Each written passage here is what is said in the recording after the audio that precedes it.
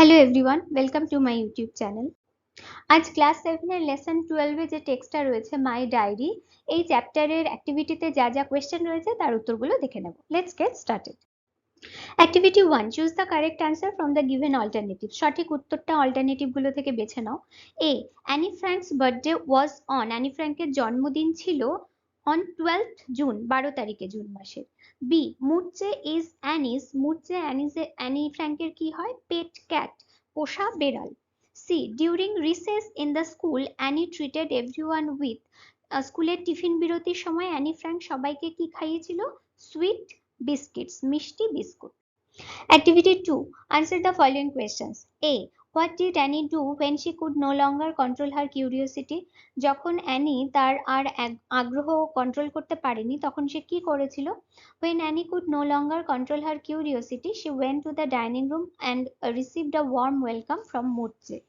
যখন অ্যানি তার আগ্রহ দমন করতে পারেনি সে ডাইনিং রুমে গিয়েছিল, সেখানে মুর্জের কাছ থেকে সে উষ্ণ অভ্যর্থনা পেয়েছিল।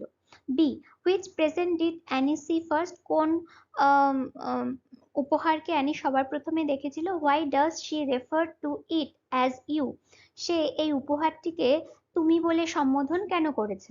The present which Annie saw first was a diary, যে প্রেজেন্টে সবার আগে সে দেখেছিল সেটা হলো diary. Annie considers her diary as a friend, so she refers to it as you, Annie তার ডায়েরিটাকে বন্ধু হিসেবে ভাবে, সেই জন্য ডায়েরিটাকে তুমি বলে সম্বোধন করেছিল। C, who is the author of the book tales and legends of Netherlands, tales and legends of Netherlands বইটার লেখক কে? The author of the book tales and legends of Netherlands is Joseph Cohen. Joseph Cohen tales and legends of Netherlands বইটার লেখক। D, what did Annie want to do with the money that she got as birthday gift, জন্মদিনের উপহার হিসেবে পাওয়া টাকা দিয়ে Annie কি করতে চেয়েছিল?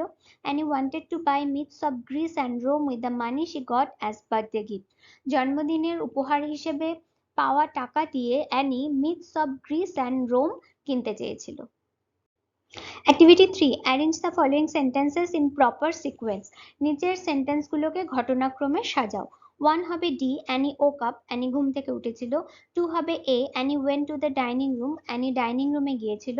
3 হবে E, Annie went to her mummy and daddy, Annie তার বাবা মায়ের কাছে গিয়েছিল। 4 হবে C, Annie went to the sitting room, Annie বসার ঘরে গিয়েছিল। 5 হবে B, Annie went to school with her friends, Annie তার বন্ধুদের সঙ্গে স্কুলে গিয়েছিল।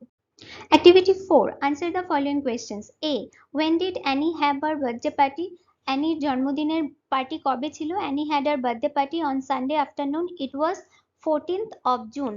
অ্যানির জন্মদিনের পার্টি ছিল রবিবার বিকেল বেলায়, সেটা ছিল জুন মাসের 14 তারিখ।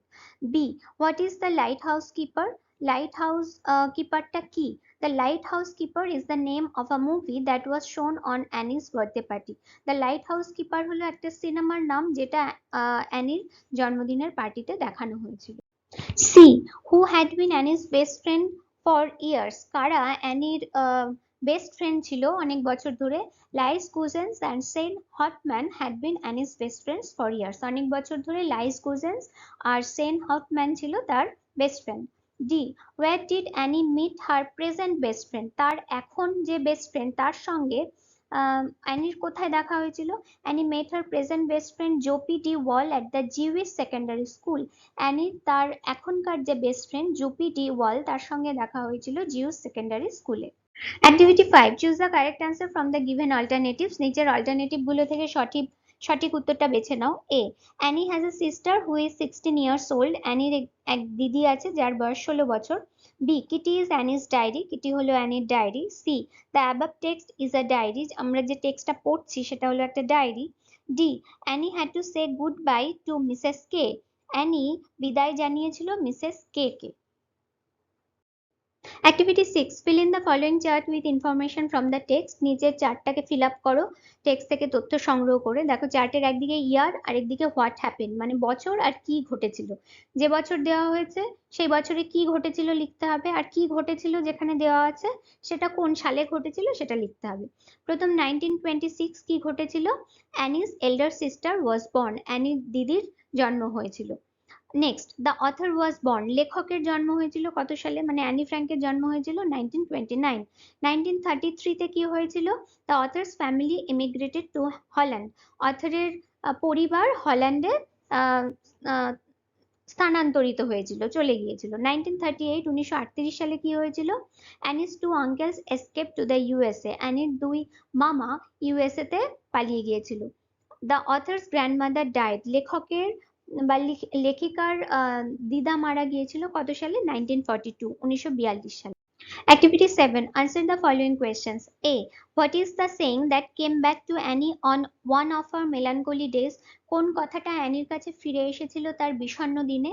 The saying that came back to Annie on one of her melancholy days is paper is more patient than man. যে কথাটা অ্যানির কাছে তার বিষণ্ণতার দিনে ফিরে এসেছিল সেটা হলো কাগজ মানুষের থেকে অনেক বেশি ধৈর্যশীল। B. Why does Annie consider her diary to be a dear friend? Anne কেন তার ডায়েরিকে তার প্রিয় বন্ধু হিসেবে মনে করে? Anne considers her diary to be her dear friend as she shares her thoughts and feelings with it. Anne তার ডায়েরিকে প্রিয় বন্ধু হিসেবে মনে করে কারণ সে ডায়েরিটার সঙ্গে তার মনের চিন্তা ভাবনা অনুভূতি ভাগ করে নেয়। C. Where was Annie's father appointed when they emigrated to Holland? অ্যানির পরিবার যখন হল্যান্ডে চলে গিয়েছিল তখন তার বাবা কোথায় নিযুক্ত হয়েছিলেন? Annie's father was appointed as managing director of Travis NV when they emigrated to Holland. অ্যানির বাবা ট্রাভিস এনভির ম্যানেজিং ডিরেক্টর হিসেবে নিযুক্ত হয়েছিলেন যখন তারা হল্যান্ডে দেশান্তরিত হয়েছিলেন। D. Why was anise life filled with anxiety? অ্যানির জীবন কেন বিষণ্ণতায় ভরে উঠেছিল? Annie immigrated to Holland along with her parents and sister, but rest of her family could not leave Germany and they felt the full impact of Hitler's anti-Jewish laws. So Annie's life was filled with anxiety. Anne যখন দেশান্তরিত হয়ে হল্যান্ডে চলে গিয়েছিল তার বাবা মা এবং দিদির সঙ্গে, কিন্তু তার পরিবারের অন্যরা জার্মানি ত্যাগ করতে পারেনি এবং তারা হিটলারের ইহুদি বিরোধী নীতির পুরো অভিঘাতটাই অনুভব করেছিল বা সহ্য করেছিল। সেই কারণে অ্যানির জীবন বিষণ্ণতায় ভরে উঠেছিল বা উদ্বিগ্নতায় ভরে উঠেছিল।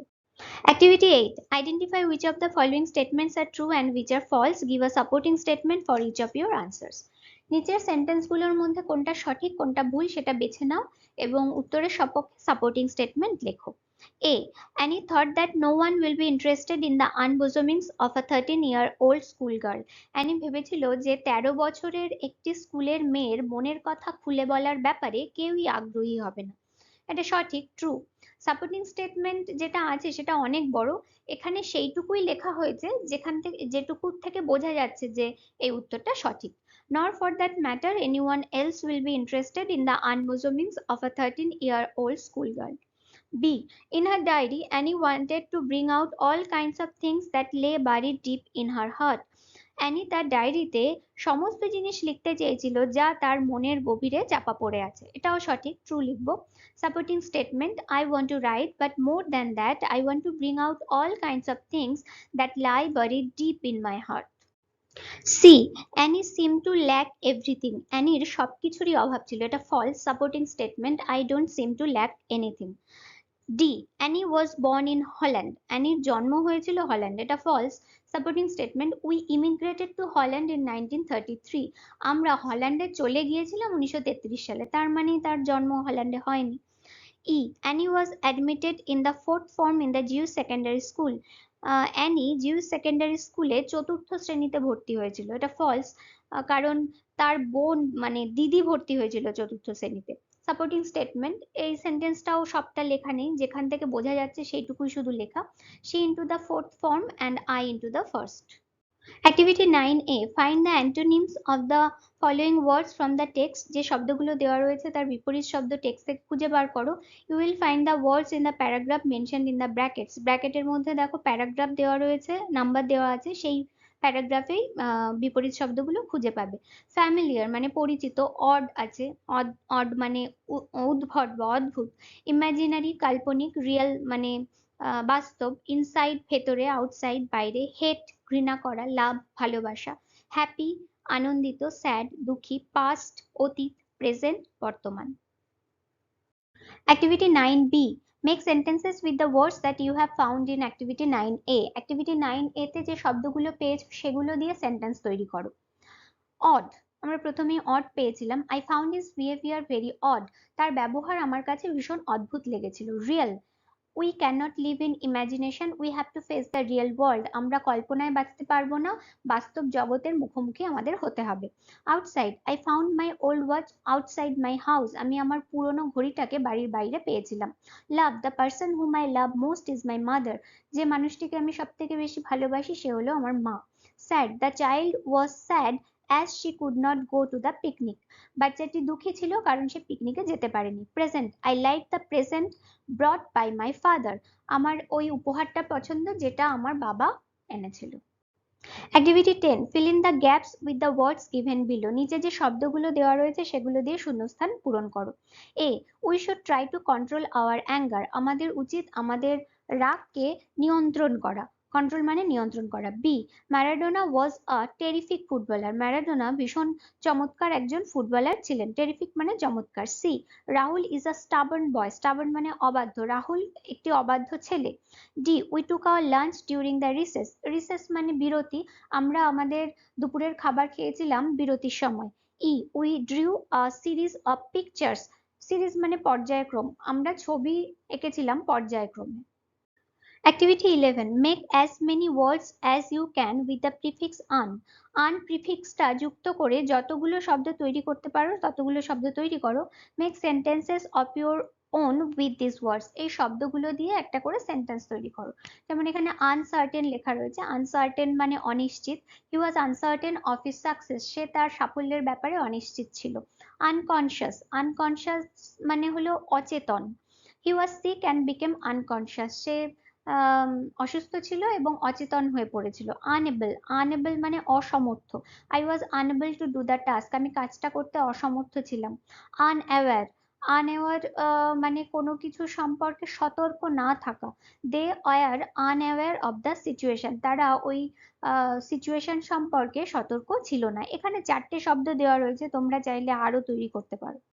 Activity 12A, put an apostrophe in appropriate places to make possessives, possessive তৈরি করার জন্য সঠিক স্থানে অ্যাপোস্ট্রফি গুলো বসাও।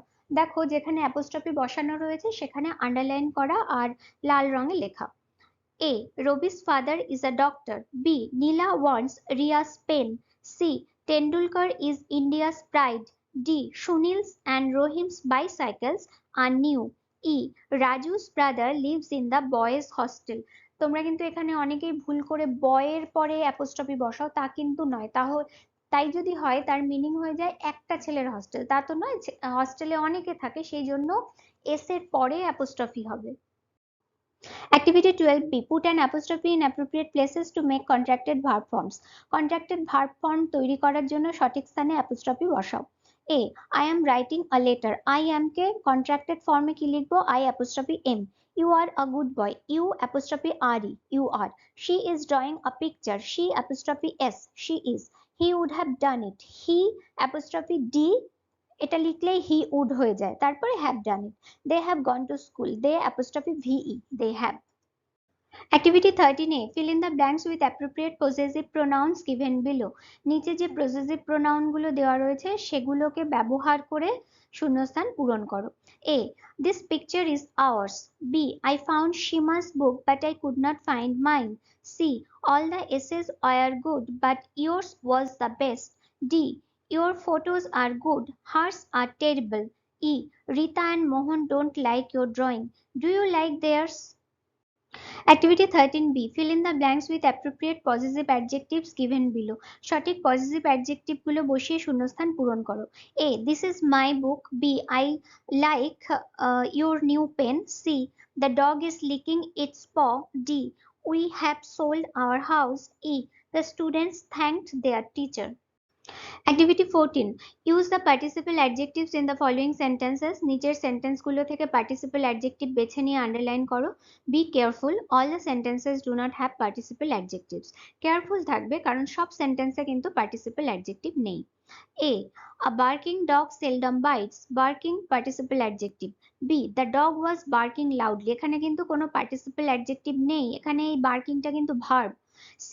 Mathematics is an interesting subject. Interesting participle adjective. D. It is an amusing story. Amusing participle adjective. E. The teacher was instructing his students. এখানে কিন্তু কোনো participle adjective নেই। অনেকেই ভুল করে instructing underline করে দেয়, এটা কিন্তু verb।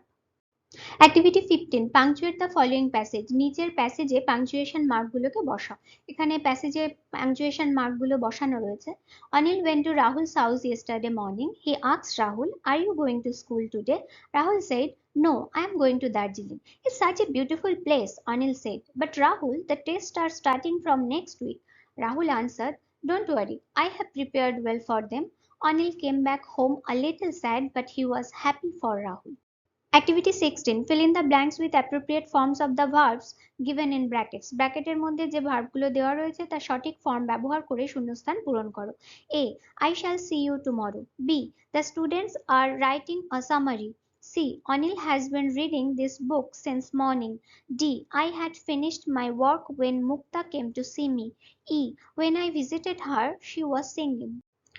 F. He had told me that his mother had been ill for 6 days. G.